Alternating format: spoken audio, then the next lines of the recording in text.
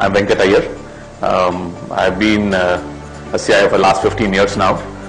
Worked in various industries.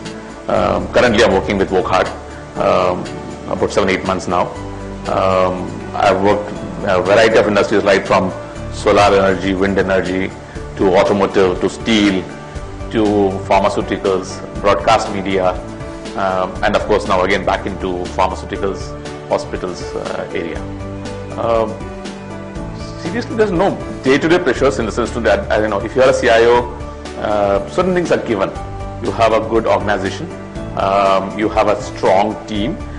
Some of them you would have built, or some of them you would have inherited, but ensure that you had a good team of infrastructure and applications which are there to take care of day-to-day activities.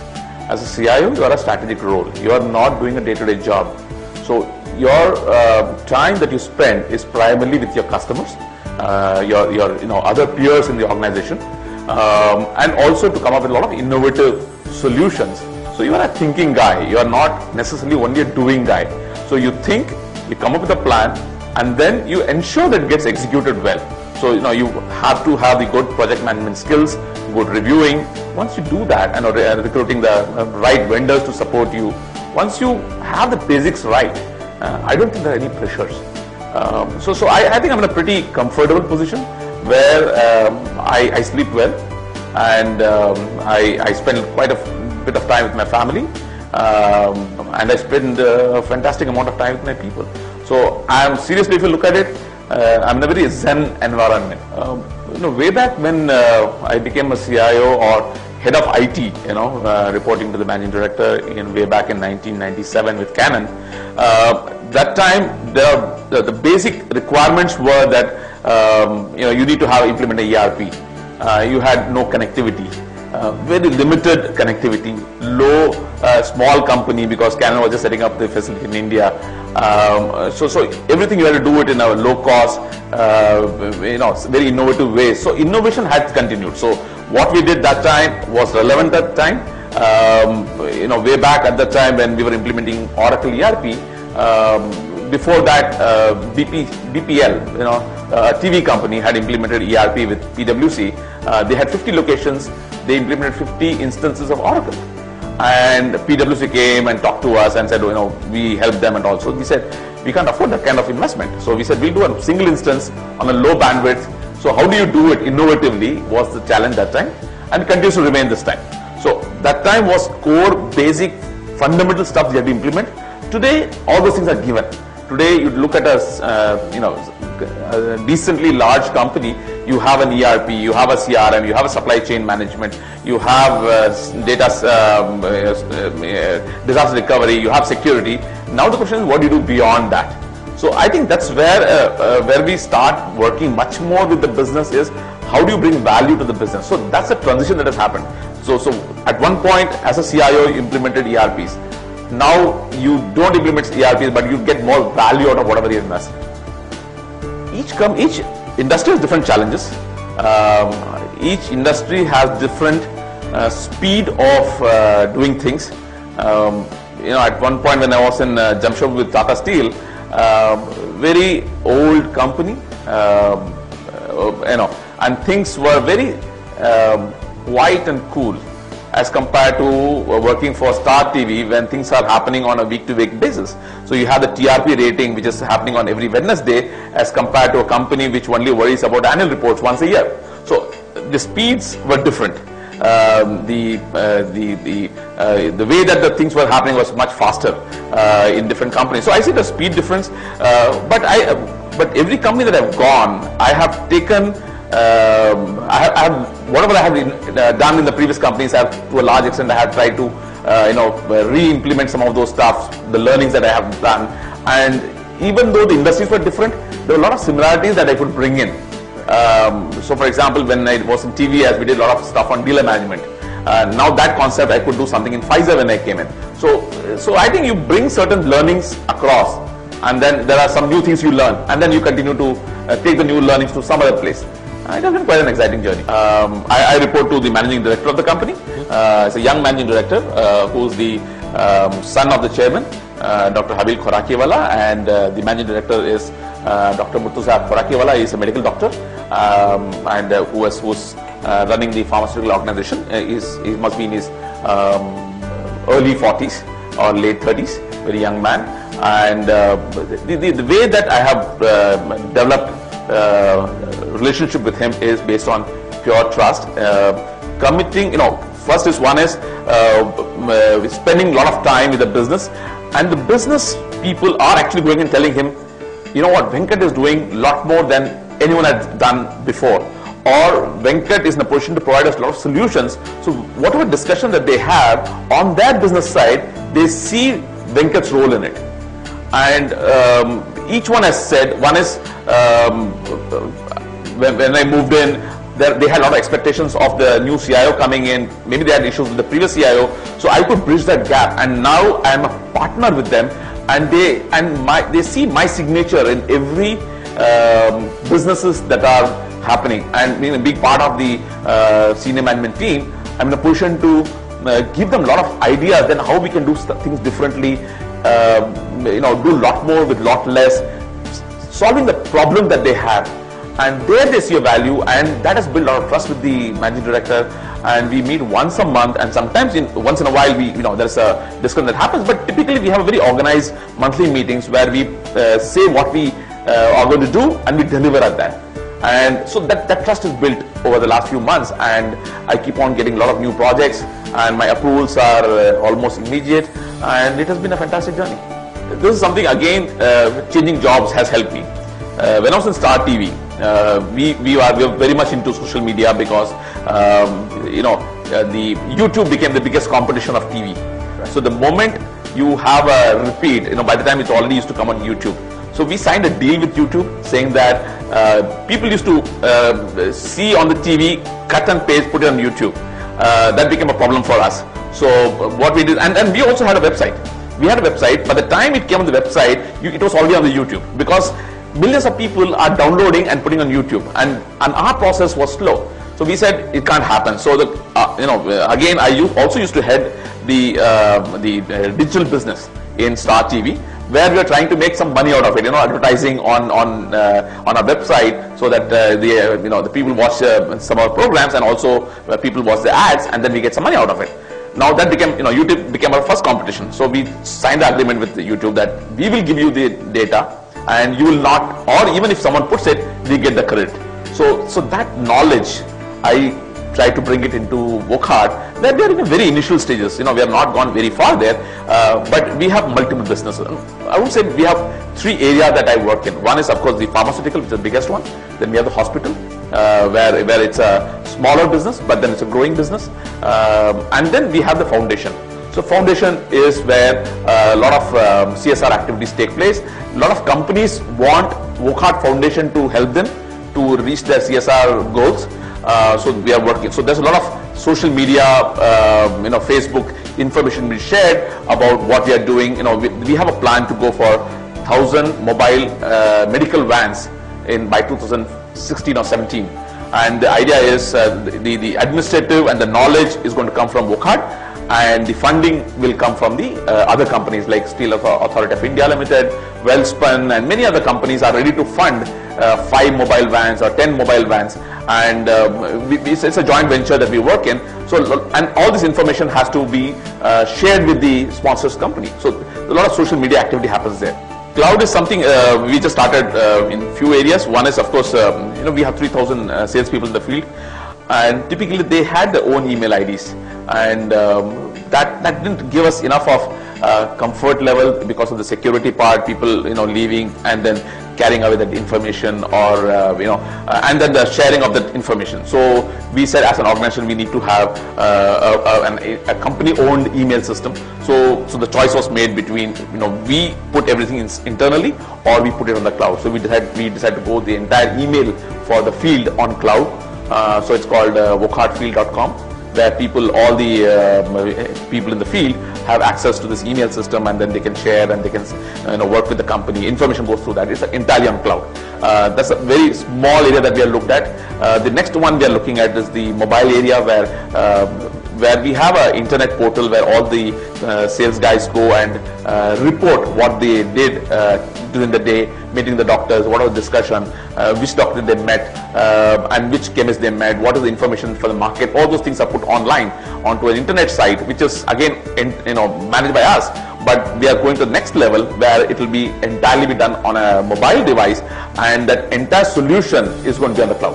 So we have no hardware, we have no data space, everything happens on the cloud. We only have administrative control where we can assign new users and get the data back in. So that's the second thing that we're doing. So it's in the initial process. Over a period of time, we'll start moving more and more things over the cloud. No, in a sense, BYOB is going to stay. Possibly it started with the BYOB, bring your own beer, in the hostels of India and the US, when people used to bring their own beer. Similarly, it will happen. It's a question of how soon it will happen or when will it happen. But for a historical old generation company like pharmaceuticals, it's going to take some time to do it. But we are seeing a shift, because till now we used to have Lotus Notes. And then it was available on BlackBerry, it was available on people's laptops and PCs. Now we just moved to Exchange. The reason was, of course, Exchange gave us a lot of this potential to do anything on, and then we were stuck. One is, of course, we are on an older version of Lotus Notes. We didn't want to upgrade it. We wanted to get an Exchange and integrate with all our other applications. So we said, let's go for, so we are moving to Exchange. And the first thing people said is, okay, can I use on I have an iPhone, can I use it on iPhone? I have my Android device, can I use an Android device? I said, fine, start using it. So there's no strategy, but we could quickly say, yes, you can do it. And we put a framework to ensure that the security is in place. We can remotely monitor it, remotely we can delete it, and we just started. So, and anyone coming and saying, are you going to give me an iPhone? I said, no, I don't have, if you want, you can buy your own iPhone. I'll give you access. And we just started like that and started working. So some of the senior people who had their own iPhones, they're very happy. They just gave their iPhone and said, okay, please implement it. We implemented it. That's it. So it's not a big strategy that you have to put into place. There's a quick solution, and people are very happy to do that. And and we are very much worried about the BlackBerry scenario globally. We have about 200 BlackBerries. We don't know what's going to happen if BlackBerry decides to wind up, or someone takes them over because they're in a very bad state.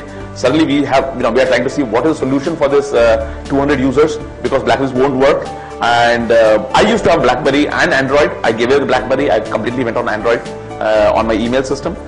So we have a plan in place. Suppose tomorrow BlackBerry decides that I'm not going to work, we will quickly move them to possibly a BYOD. People have their own phones, and then we'll just say, okay, start using. We'll give you 30 minutes. You're up and running.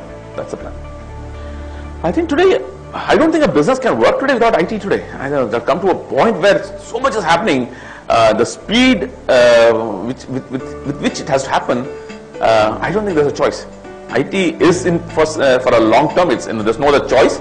But how does the IT organization will evolve over the future? We don't know.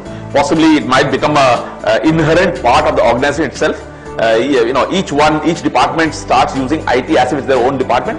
That might happen, but otherwise I don't see. IT, without IT, there's no other choice, because the numbers are huge. There's no other way where if you have when on the end of the month, when we have 300 invoices getting generated at the same time, how else would you do it?